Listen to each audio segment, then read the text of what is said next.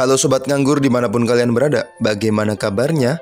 Kembali lagi bersama saya, Gondes Bilkides Ewes. Gimana? Masih... Udah sih gak usah ketawa. Kamu itu gimana? Masih suka tidur larut malam? Jangan dibiasain ya, gak baik tahu. Kecuali kalau sambil nonton alur cerita dari Gondes, itu baik. Diawali dengan memperlihatkan seorang anak yang sedang disekap oleh ibunya di dalam lemari. Kemudian datanglah sang ibu dengan membawa sebuah jerigen yang dipenuhi dengan bahan bakar.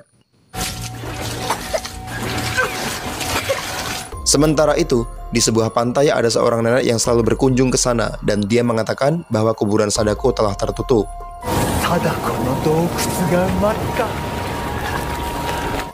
Kembali kepada ibu dan anak tadi, si ibu menatap anaknya dengan penuh kebencian dan mengatakan bahwa dia adalah reinkarnasi Sadako. Dan karena hal tersebut, maka dia harus membunuhnya. Namun ketika dia hendak membakar rumahnya, tiba-tiba...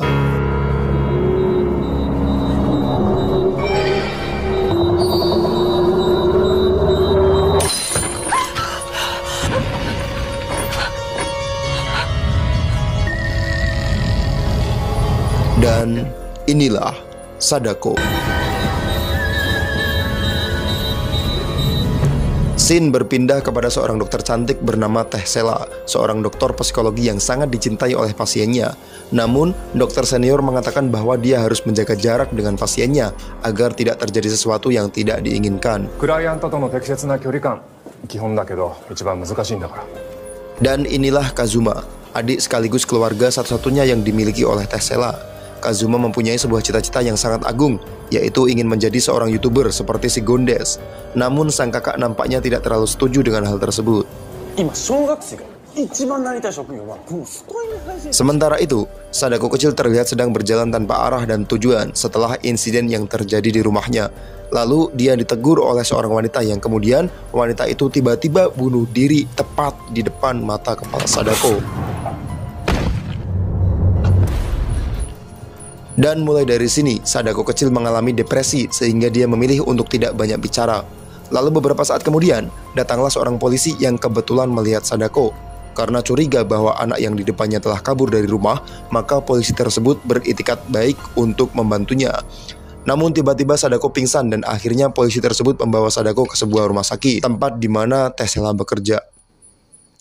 Kemudian, dokter senior mengatakan kepada Teh Sela bahwa anak tersebut mengalami amnesia, sehingga dia tidak mengingat apapun bahkan dengan namanya sendiri. Sementara itu, Kazuma tengah dilanda kebingungan karena kanal YouTube-nya kurang diminati oleh penonton.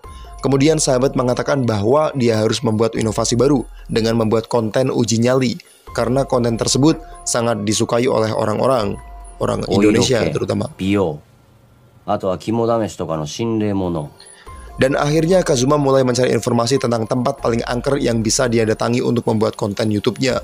Di sisi lain, beberapa polisi datang ke rumah sakit tempat di mana Sadako dirawat. Kemudian polisi tersebut menjelaskan tentang kronologi kebakaran yang baru-baru ini terjadi. Ternyata, kebakaran tersebut disebabkan oleh ibu dari Sadako sendiri dan dia meninggal dalam insiden tersebut.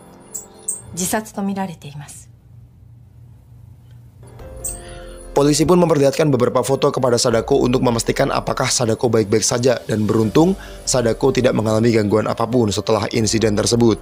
Dia juga memberitahukan namanya kepada polisi bahwa namanya adalah Sadako. Namun tiba-tiba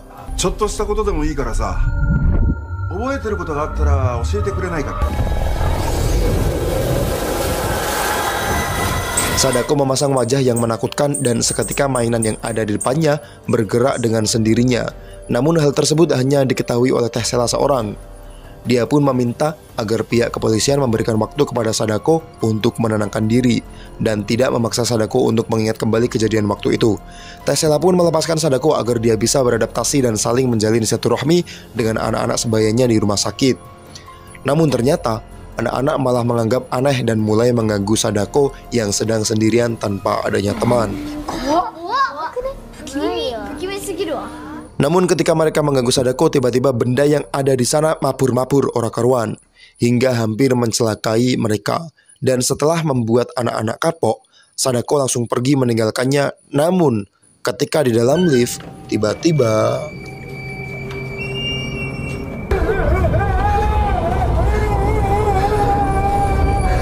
Beruntung, Tessela segera menemukan Sadako dan langsung membawanya.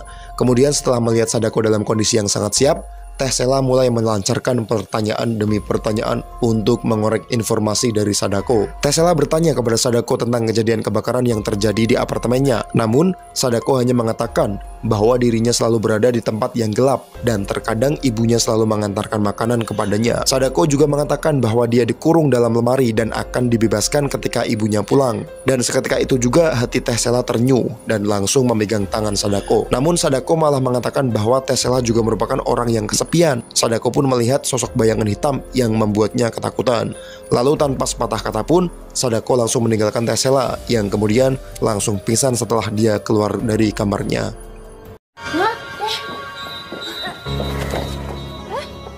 Singkat cerita, Tessela bertemu dengan sahabat perjuangan Kazuma yang menanyakan keberadaan Kazuma kepada Sela.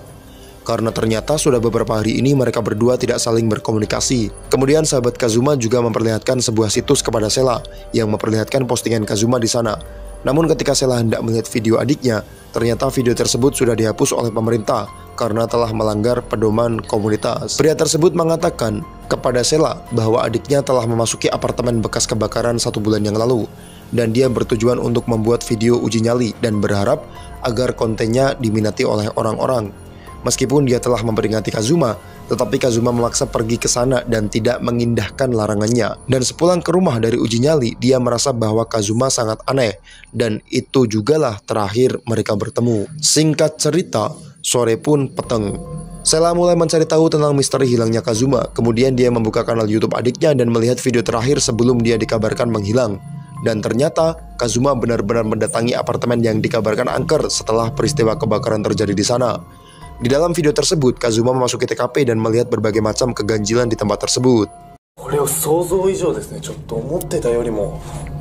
Kemudian perhatian Kazuma tertuju pada sebuah lemari yang di dalamnya dipenuhi dengan jimat pelindung dan juga terdapat beberapa mainan anak kecil dan tempat makanan.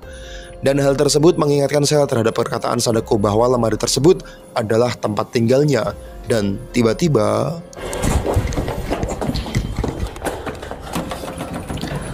lantas, apakah yang terjadi kepada Kazuma?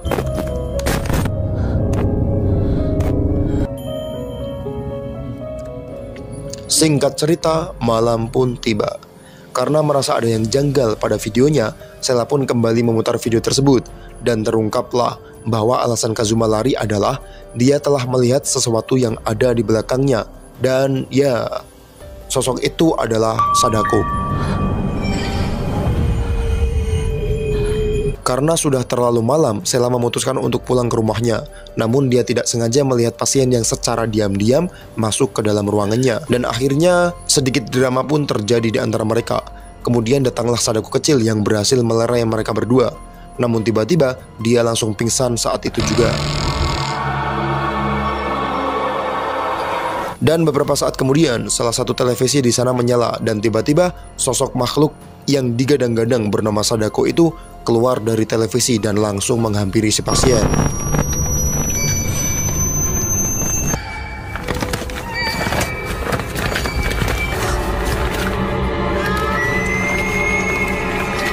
Dan sementara itu, Sela yang melihat Sadako tengah menggoda pasiennya berinisiatif untuk melarikan diri dengan membawa Sadako kecil bersamanya. Namun tiba-tiba Sadako meraih tangan Sela dan membuatnya pingsan saat itu juga.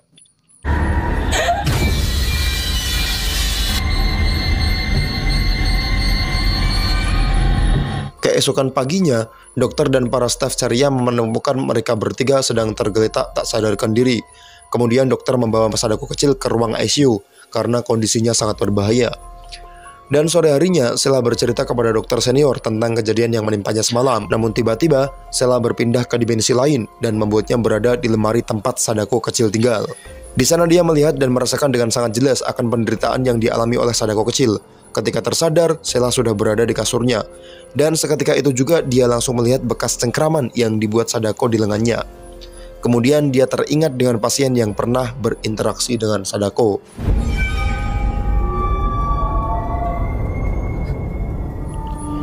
Dia pun pergi menemui pasiennya dan bertanya tentang siapa Sadako itu. Lalu pasiennya menjawab bahwa dulu ketika dia masih duduk di bangku SMU, banyak sekali orang yang mati karena Sadako. Jadi pada waktu itu terdapat sebuah kutukan bunuh diri yang bisa mengakibatkan kematian ketika hilangnya sebuah harapan. Dan kekuatan tersebut dimiliki oleh ibunya Sadako. Namun karena buah jatuh tidak jauh dari pohonnya, Sadako memiliki kekuatan yang lebih hebat dari ibunya. Hanya dengan niat saja, dia bisa dengan mudah membunuh orang lain. Akan tetapi karena sang ayah yang merasa takut dengan kekuatan yang dimiliki oleh Sadako, dia memutuskan untuk membunuhnya dengan melemparkan Sadako ke dalam sumur. Dan setelah itu muncul sebuah kutukan, dan yang menerima kutukan itu sudah dipastikan bahwa dia akan mati. Kemudian dia juga mengatakan bahwa Kazuma telah terkena kutukan Sadako dan nyawanya tidak akan tertolong lagi. Singkat cerita, malam pun tiba. Ketika sedang asik melihat video-video lawas milik adiknya, tiba-tiba salah satu video mengalami error dan memperlihatkan tentang sebuah tempat di mana Kazuma berada, dan hal tersebut cukup membuat Sheila merasa kaget.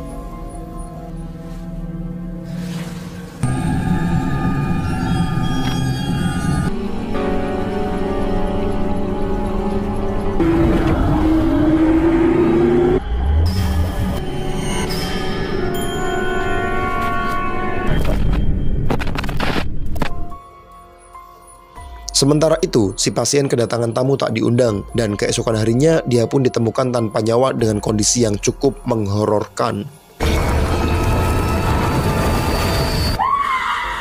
Beberapa hari kemudian, Sheila dan temannya memutuskan untuk mencari Kazuma di tempat dia ditahan. Sesampainya di lokasi, Sheila dan temannya langsung memasuki wilayah gua tempat Kazuma berada. Namun sialnya, tempat tersebut merupakan tempat terlarang dan tidak sembarang orang bisa masuk ke tempat tersebut. Dan hal itu terbukti ketika polisi setempat melarang mereka untuk memasuki tempat itu. Tapi untungnya, polisi membantu mereka untuk mencari Kazuma. Datanglah si nenek yang memperingatkan mereka berdua akan bahaya dari tempat tersebut. Dia juga menuturkan bahwa tempat tersebut merupakan tempat para dewa, sehingga orang biasa tidak bisa memasuki tempat itu. Dan setiap anak yang terluka karena orang tuanya, maka dewa akan memanggil mereka ke sini dan berakhir dengan terbawa hanyut ke dalam lautan. Karena itu semua merupakan makanan kesukaan Sadako. Nenek itu juga mengatakan bahwa hari ini air laut akan pasang, sehingga mereka benar-benar tidak boleh berada di sana. Ditambah lagi dengan adanya bulan purnama yang akan terjadi nanti malam, sehingga bisa membuat mereka dalam bahaya. Dan setelah mendengar tersebut, Sheila benar-benar risau, karena mungkin dia tidak akan pernah bertemu lagi dengan adiknya jika dia tidak menyelamatkannya hari ini. Namun polisi juga mulai menyerah karena air laut mulai pasang, sehingga bisa membuat mereka dalam bahaya. Dan dengan terpaksa, akhirnya mereka semua menghentikan pencariannya terhadap Kazuma.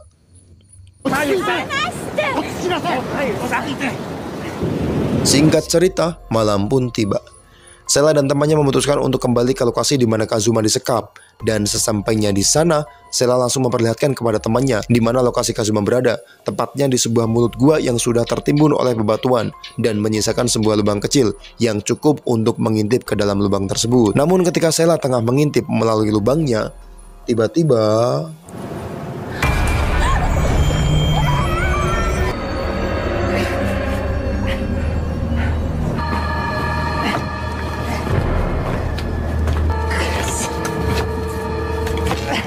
sesampainya di dalam gua, Sheila langsung mencari keberadaan adiknya tersebut. Namun perhatiannya langsung teralihkan ketika dia melihat ratusan jimat dan sebuah altar persembahan di sana.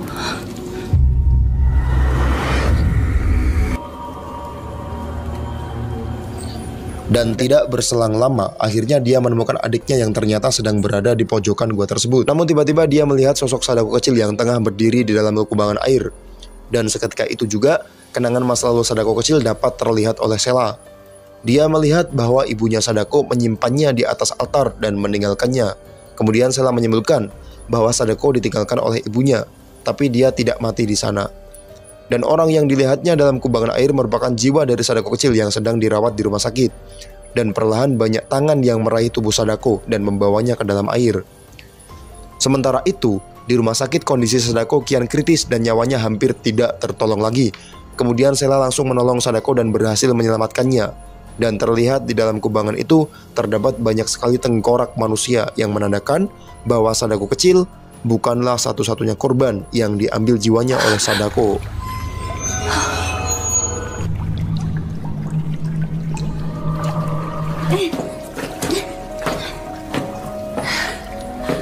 Dan perlahan-lahan jiwa Sadako langsung hilang dari pandangan Sheila. dan akhirnya membuat Sadako kecil selamat dari maut. Namun karena Sadako tidak berhasil mendapatkan jiwa dari Sadako kecil, akhirnya dia memutuskan untuk membawa Sela bersamanya. Akan tetapi, Kazuma dengan sigap langsung menyelamatkan kakaknya itu. Dan akhirnya Sadako berhasil membawa Kazuma sebagai pengganti dari jiwa Sadako kecil yang gagal dia bawa.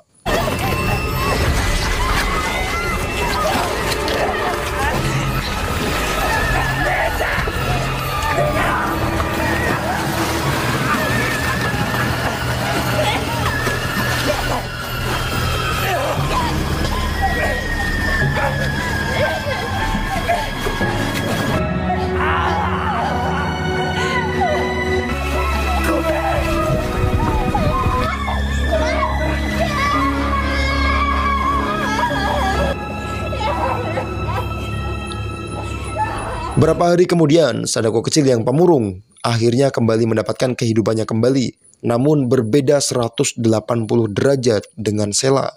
Dia menjadi seorang wanita yang murung karena selalu mendapat teror dari Sadako, hingga tiba-tiba tamat. Ending yang cukup menghororkan. Pesan yang dapat kita ambil dari film ini adalah jangan tidur di dalam lemari, kasihan kasurmu. Saya Gondes, undur diri. Jangan lupa tinggalkan komentar tentang merek lemarimu. Kalau punya aku sih merek Olimpik dari zaman Presiden Pak Gus Dur dulu.